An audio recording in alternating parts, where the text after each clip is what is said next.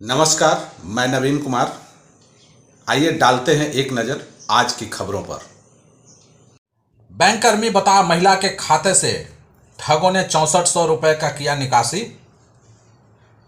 Cyber अपराधियों ने हल्दी छपरा मनेर के रहने वाले एक महिला को मोबाइल पर अपने आप को बैंककर्मी बताकर उनके खाते से 6400 रुपए की निकासी कर ली।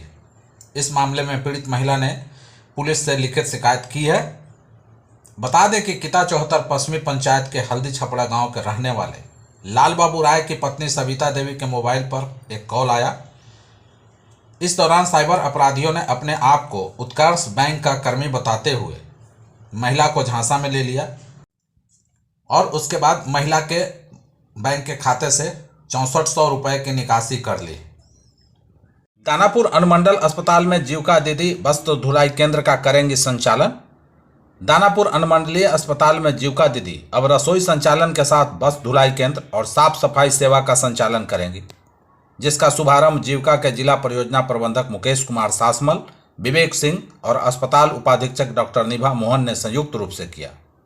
सासमल ने कहा कि अस्पताल में अब लॉन्ड्री केंद्र और सफाई सेवा के खुलने से अस्पताल में वस्त्रों की सफाई और अस्पताल परिसर को स्वच्छ बनाने का जिम्मा जीविका दीदियों पर होगी। स्वच्छता और साफ सफाई को लेकर बच्चों के बीच हुई परिचर्चा। बच्चे अपने आप को कैसे रखें स्वच्छ और स्वस्थ। बता दें कि प्राथमिक विद्यालय खुर्द पालीगंज के बच्चों के बीच आज स्वच्छता को लेकर परिचर्चा की गई। इस दौरान शिक्षकों ने बच्चों को बीमारियों से सुरक्षित रखने का सबसे सस्ता, आसान और महत्वपूर्ण तरीका बताया कि आप कैसे अपने हाथ को धोएं और हाथ धोने के क्या लाभ हैं। इससे जो है बैक्टीरिया और वायरस से जो है आप सुरक्षित रह सकते हैं। आसपास जो आपके हाथ में जो कीटाणु होते हैं वो अदृश्य होते हैं, लेकिन कैसे आप अपने हाथ को धोएंगे। बहते पानी से हाथ को गीला करना है, फिर हाथों को ढकने के लिए पर्याप्त साबुन लगाएं। हाथों के सभी सतहों को आगे पीछे, अंगुलियों के बीच, नाखूनों के बीच कम से कम 20 सेकंड तक रगड़ें और उसके बाद पानी से अच्छे तरह से धोएं। आपको एक बात और बताएं, उन्होंने शिक्षिका ने कहा कि कम से कम 20-30 सेकंड तक धोना चाहिए और इसका एक आसान तरीका है कि जब भी हाथ धोएं हैप्पी बर्थडे का गाना 2 बार बजाएं और उतना देर में हाथ आपका धुल जाएगा। विकास कार्य योजनाओं का लगेगा बोर्ड, अन्यथा संवेदकों की काटी जाएगी राशि। इलाके में विकास कार्य योजनाओं का अब बोर्ड लगाया जाएगा। बोर्ड नहीं लगाने वाले संवेदकों की राशि काटी जाएगी।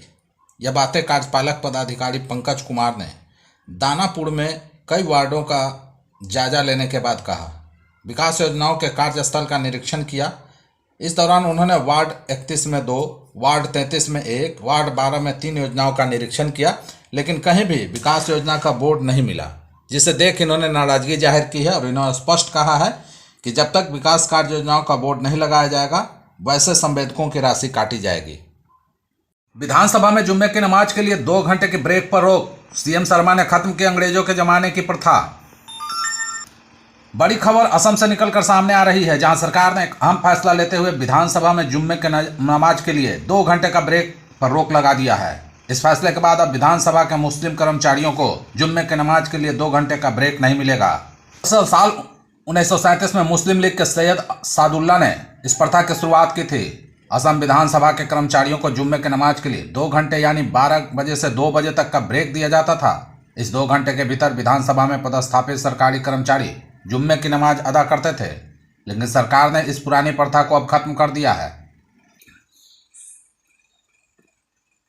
असम के सीएम हेमंत बिस्वा शर्मा के इस फैसले से सरकार के बीच हड़कंप मच गया है।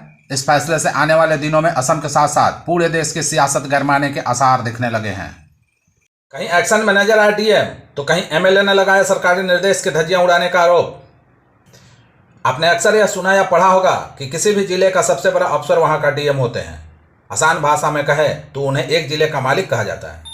लेकिन क्या कभी आपने सुना है कि किसी काम को लेकर डीएम ने निर्देश दिया और उसके बाद भी उनके जूनियर अधिकारी उनकी बातों को नज़रअंदाज करें? और ऐसी घटना कोई एक जिले में नहीं बल्कि 2 जिले में हुई है। पहली घटना गया की है तो दूसरी घटना अरवल की है। बता दें कि गया में इन दिनों पितृपक्ष मेले की तैयारी की जा रही है। इसको लेकर हर तरह की व्यवस्था पर वहां का डीएम खुद नजर बनाए हुए हैं। लेकिन ऐसा वाकया देखने को मिला कि डीएम के निर्देश का पालन नहीं हुआ। इसे देख डीएम गुस्सा हो गए। देर रात डीएम मेला स्थल का निरीक्षण करने निकल गए थे, तभी रास्ते में उन्हें काफी अंधेरा मिला। इसके बाद उन्होंने अपने अधीनस्थ अधिकारियों को जमकर फटकार लगाई। वहीं दूसरी ओर अरवल में डीएम पर ही सरकारी निर्देश की अनदेखी करने का आरोप लगाया जा रहा है। यह आरोप कोई आम आदमी नहीं बल्कि एक विधायक लगा रहे हैं। अरवल के विधायक महानंद सिंह ने डीएम द्वारा सदर अस्पताल में सीटी स्कैन मशीन के उद्घाटन पर सवाल खड़ा करते हुए कहा कि डीएम सरकार के निर्देश की अवहेलना कर रहे हैं। उन्होंने कहा कि प्रभारी मंत्री की इस मामले में उपेक्षा की गई। भाजपा के कोई दबंग मंत्री होते तो डीएम शायद ऐसा कदम नहीं उठा पाते। इसी माई के लाल में दम नहीं जो हमारे रहते 2 घंटे की नमाज पर लगा दे ब्रेक। असम विधानसभा में 2 घंटे की नमाज पर ब्रेक रोक लगाए जाने के बाद इसको लेकर सियासत शुरू हो गई है। बिहार के पूर्व डिप्टी सीएम और नेता प्रतिपक्ष तेजस्वी यादव ने इस फैसले को लेकर सवाल उठाए हैं और बीजेपी पर जोरदार हमला बोला है। तेजस्वी ने बीजेपी पर आरोप लगाया है कि वह मुसलमानों को टारगेट कर रही है। असम के सीएम शर्मा और बीजेपी पर हमला बोलते हुए तेजस्वी ने कहा कि असम के मुख्यमंत्री सस्ती लोकप्रियता हासिल करने के लिए इस तरह का काम कर रहे हैं। बीजेपी के लोगों ने मुसलमानों को सॉफ्ट टारगेट बना लिया है। कभी वक्फ बोर्ड का बिल आ जाता है तो कहीं सीएए और एनआरसी लाया जाता है। किसी न किसी प्रकार से बीजेपी के लोग अल्पसंख्यकों को तंग करना चाहते हैं। वहीं तेजस्वी यादव ने कहा कि यही बीजेपी का एमएलए या मंत्री बंदर की तरह विधानसभा में कूद रहा था और बोलता था कि मुसलमानों से वोटिंग का अधिकार छीन लेंगे। हम एक बार खड़ा हुए और ठंडा दिए तो उसके बाद से कोई खड़ा हुआ है क्या? बीजेपी के लोग इस तरीके से काम करते रहते हैं और मुख्यमंत्री नीतीश कुमार चुप हैं। हम लोगों के रहते कोई माई का लाल नहीं है जो मुसलमानों का अधिकार छीन सके। बिहार के मंत्री ने भूमिहार पर कसा तंज। बिहार में एक बार फिर से सियासत गरमाना शुरू हो गई है। नीतीश कुमार के खास मंत्री अशोक चौधरी ने भूमिहार जाति को जमकर कोसा है। मंत्री ने कहा कि मैं भूमिहार जाति को अच्छे से जानता हूं। जब लोकसभा चुनाव हुआ तो इस जाति के लोग नीतीश कुमार का साथ छोड़कर भाग गए। दरअसल नीतीश कुमार के कैबिनेट के सदस्य माने जाने वाले मंत्री अशोक चौधरी जहानाबाद में जेडीयू के कार्यालय का उद्घाटन करने गए थे। कार्यालय के उद्घाटन के दौरान मंत्री ने भूमिहारों को कोसना शुरू कर दिया, जमकर खरी खोटी सुनाई। अशोक चौधरी ने मन से ही कहना शुरू कर दिया कि क्या नीतीश कुमार ने भूमिहारों के लिए काम नहीं किया? तो फिर भूमिहारों ने लोकसभा चुनाव में नीतीश को वोट क्यों नहीं दिया? इन लोगों को मैं अच्छे तरीके से जानता हूं और ये लोग किसी के नहीं हो सकते हैं। जब अति पिछड़ा को उम्मीदवार बनाए जाते हैं तो भूमिहार लोग भाग जाते हैं। हालांकि जिस तरह से मंत्री अशोक चौधरी ने भूमिहार को कोसा है, इसके बाद से बिहार में एक बार फिर से राजनीति गरमाना शुरू हो गई है। आलोक राज ने डीजीपी का पदभार किया ग्रहण। कुर्सी संभालते ही दे दिया बड़ा मूल मंत्र। बोले अब साथ मिलकर काम करेगी जनता और पुलिस। 1989 बैच के आईपीएस अधिकारी आलोक राज को बिहार के नए डीजीपी का प्रभार सौंपा गया है। आलोक राज विजिलेंस ब्यूरो बिहार के डीजी हैं और अगले आदेश तक उन्हें डीजीपी के प्रभार में रहेंगे। कुर्सी संभालते ही आलोक राज ने पुलिसकर्मियों को बेहतर पुलिसिंग के मूल मंत्र दे दिए हैं। उन्होंने सभी पुलिसकर्मियों को 6 मूल मंत्र के साथ काम करने की सलाह दी है। समय, रिस्पॉन्स टाइम जितना कम होगा पुलिसिंग उतनी अच्छी होगी। 100 से सार्थक, अर्थात आप जो भी कार्रवाई करें वो सार्थक हो। अपराधियों में खौफ है कि पुलिस ने कार्रवाई की है।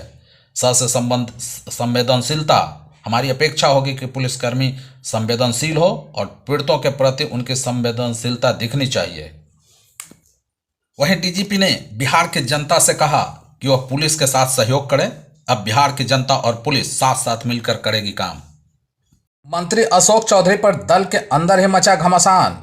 जदयू के मुख्य प्रवक्ता ने चौधरी की खोली पोल। कहा पार्टी के निर्माण में इनकी कोई भूमिका नहीं, बस अनाप शनाप कहते हैं। बिहार के मंत्री अशोक चौधरी के बयान के बाद न सिर्फ जहानाबाद बल्कि बिहार के राजनीति में भूचाल आ गया है। भूमिहारों के खिलाफ दिए गए बयान के बाद जेडीयू के अंदर ही वे घिरते दिख रहे हैं। पार्टी के मुख्य प्रवक्ता व विधान पार्षद नीरज कुमार ने अशोक चौधरी के खिलाफ जमकर प्रहार किया। उन्होंने कहा कि जेडीयू के निर्माण में अशोक चौधरी की कोई भूमिका नहीं है। उन्होंने पार्टी और नीतीश कुमार के नीति के विपरीत बयान दिया है। जेडीयू में टिकट के लिए परिवार को प्राथमिकता नहीं मिलती है। कोई किसी को टिकट नहीं दिलवा सकता है। तो यह अनाप शनाप बोलकर अपनी छवि बनाना चाह रहे हैं।